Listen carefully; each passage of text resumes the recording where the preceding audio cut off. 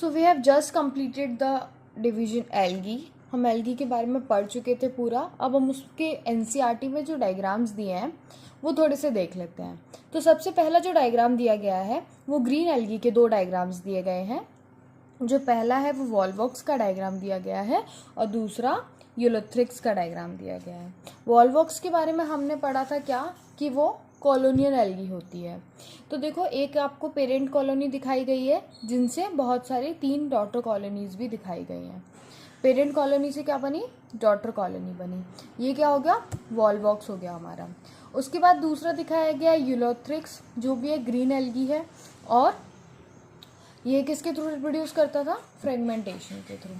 ठीक है, आपको डायग्राम दिखा के पूछ सकते हैं कि ये कौन सा एल्गी है, इस तरीके से क्वेश्चन बन सकता है इसमें।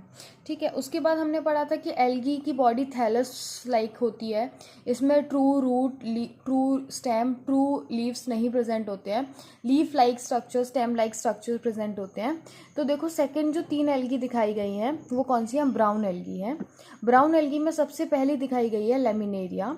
लेमिनेरिया में देखो, अब आपको लीफ लाइक स्ट्रक्चर दिखाया गया है, फ्रॉन्ट, जो ये है, ये क्या है? लीफ लाइक स्ट्रक्चर है, इसको हम बोलते हैं फ्रॉन्ट। फिर आपको एक स्टेम लाइक स्ट्रक्चर दिखाया गया है जिसको हम बोलते हैं स्टाइप। और तीसरा आपको दिखाया गया है होल्ड फास्ट, जो कि क्या करता है? सबस्ट्रेटम से एल्गी को होल्ड करके रखता है। लाइक चट्टान, ज़मीन, जहाँ पर भी एल्गी है वहाँ पे होल्ड करके कौन रखता है? होल्ड फास्ट रखता है, जो कि रूट लाइक स्ट्रक्चर है। दूसरा आपको दिखाया गया है फ्यूकस का, which is also again a brown algae. उसमें भी देखो, आप एक चीज़ एक्स्ट्रा दिखाई गई है, लीफ लाइक स्ट्रक्चर में एक स्ट्रक्चर प्रेजेंट है जिसको बोला गया है मिडरिप। फ्रॉन्ट हमने पढ़ा था, अभी लीफ लाइक स्ट्रक्चर होता है। और फ्रॉन्ट में क्या प्रेजेंट होते हैं? एयर ब्लैडर प्रेजेंट होते हैं, जो कि किस में हेल्प करते हैं? फ्लोटिंग में हेल्प करते हैं। फ्लोटिंग में कैसे हेल्प करते हैं? सपोज ये पानी है, एल्गी पानी में मिलती है, हमने पढ़ा था। तो सपोज ये एल्गी यहाँ पे सरफेस पे तैरने में हेल्प कर रहा है एल्गी की। कौन? Air bladder. उससे क्या होगा? जैसे सनलाइट पड़ेगी डायरेक्ट, तो डायरेक्ट कहाँ पड़ेगी? फ्रंट पे पड़ेगी सनलाइट, और क्या हो जाएगा? फोटोसिंथेसिस में हेल्प होगी। ठीक है, एयर ब्लैडर का काम पता चल गया। उसके बाद आपको लास्ट जो ब्राउन एल्गी दी गई है वो दी गई है डिक्टियोटा। डिक्टियोटा में कुछ भी स्पेशल नहीं बताया है, पर आप उसका डायग्राम थोड़ा सा याद रखना, इन दोनों में कंफ्यूज नहीं होना है। ठीक है, क्या डायग्राम दिया गया है? फ्रॉन्ट बताया गया है और स्ट्राइप बताया गया है। ठीक है, उसके बाद जो आपको लास्ट एल्गी बताई गई है वो बताई गई है रेड एल्गी। रेड एल्गी में आप देखो, सबसे पहले आपको दिखाया गया है पोरफायरा, जिसमें आपको फ्रॉन्ट दिखाया गया है।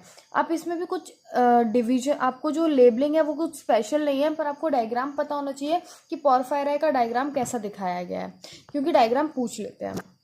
उसके बाद पॉलीसिफोनिया में क्या देखो, आपको मेन एक्सेस दिखाई गई है, इधर मिड रिब दिखाई गई थी, इधर मेन एक्सेस दिखाई गई है और ब्रांचेस दिखाई गई हैं। अब देखो, ये थोड़ा थोड़ा प्लांट जैसा नहीं लग रहा? क्योंकि मैंने आपको बताया था सबसे कम एडवांस कौन सी एल्गी होती है? ग्रीन एल्गी, उसके बाद ब्राउन, उसके बाद रेड। तो अब देखो, ये थोड़ा थोड़ा प्लांट जैसा दिखने भी लग गया है, तो मतलब इसमें कैरेक्टर में एडवांसमेंट हो रही है। ठीक है, अब हम ब्रायोफाइट्स के बारे में पढ़ेंगे। तो ब्रायोफाइट्स के बारे में सबसे पहली चीज़ आपको याद रखनी है कि ये एल्गी से ज़्यादा एडवांस है।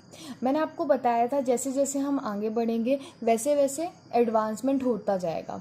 जैसे एल्गी जो ब्रायोफाइट्स होंगे वो एल्गी से ज़्यादा एडवांस होंगे, लेकिन ब्रायोफाइट्स के बाद हम पढ़ेंगे टेरिडोफाइट्स, वो ब्रायोफाइट्स से भी ज़्यादा एडवांस होंगे। फिर उसके बाद हम पढ़ेंगे जिम्नोस्पर्म्स, जो कि एल्गी, ब्रायो, टेरिडो तीनों से एडवांस होंगे। और सबसे एडवांस कौन से होते हैं? एंजियोस्पर्म्स होते हैं, जो कि फ्लावरिंग प्लांट्स होते हैं। ठीक है, अब ब्रायोफाइट्स के बारे में एक स्पेशल बात क्या है कि जो एल्गी होती है वो कहाँ मिलती है? सिर्फ पानी में मिलती है। लेकिन जो ब्रायोफाइट्स होते हैं वो टेरेस्ट्रियल होते हैं, मतलब वो ज़मीन पे भी मिल सकते हैं, बट उनको अपना रिप्रोडक्शन करने के लिए बहुत ही क्रूशियल फेज जो है उनका रिप्रोडक्शन, वो करने के लिए उनको वाटर का रिक्वायरमेंट होता है। ठीक है, तो इसीलिए हम क्या बोलते हैं ब्रायोफाइट्स को? Amphibians of plant kingdom. Amphibians कौन होते हैं? एम्फीबियंस वो होते हैं जो पानी में भी रह सकते हैं और लैंड पे भी रह सकते हैं। सिमिलरली ब्रायोफाइट्स भी क्या कर रहे हैं? पानी में रह रहे हैं फॉर द रिप्रोडक्शन, वैसे वो लैंड पे भी रह सकते हैं। ठीक है, और ब्रायोफाइट्स में हम क्या क्या पढ़ेंगे?